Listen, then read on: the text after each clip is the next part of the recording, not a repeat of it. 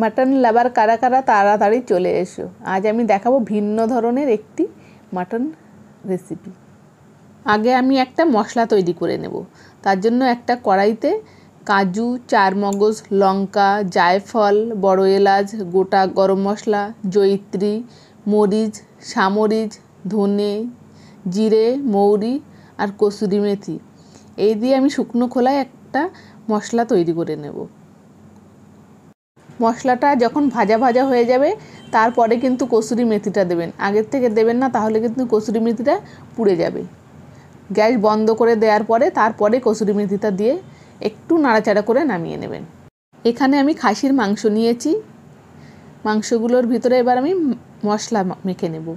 কাশ্মীরি লঙ্কা গুঁড়ো, জিরে, ধনে, মরিচ, লঙ্কা, হলুদ, লবণ, আদা রসুন বাটা, বেরেস্তাটা কিন্তু আমি আগে তৈরি করে রেখেছিলাম, সেই বেরেস্তাটা দিয়েছি, টক দই আর সর্ষের তেল, এগুলো দিয়ে আমি ভালো করে মেখে নেব। খুব ভালো করে এটা মেখে একটু ম্যারিনেট করে রাখবো।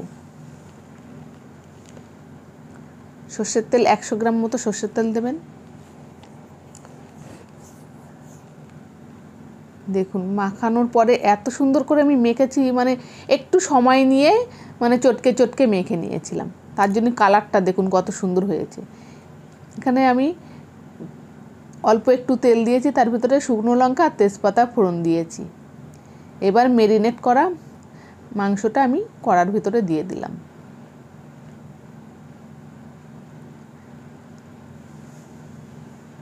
এবার লো ফ্লেমে কিন্তু এটা ঢেকে ঢেকে রান্না করতে হবে। আমি এটা প্রেশার কুকারে দেব না, কড়াইতে ঢেকে ঢেকেই আমি রান্না করব।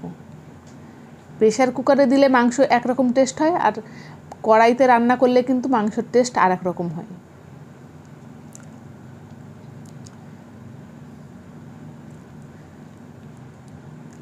দেখুন কত সুন্দর লাগছে, দেখুন এখনই এরকম লাগছে, একদম শেষে কেমন লাগে সেটা দেখবেন। ঝোলটাও দেখুন কত সুন্দর ঘন ঘন লাগছে।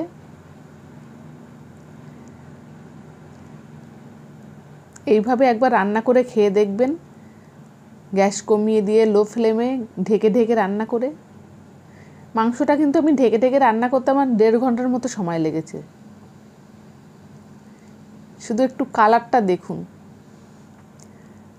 কত সুন্দর হয়েছে, এতে আর বলার কিছু নেই, কেমন হয়েছে দেখেই বোঝা যাচ্ছে কেমন হয়েছে।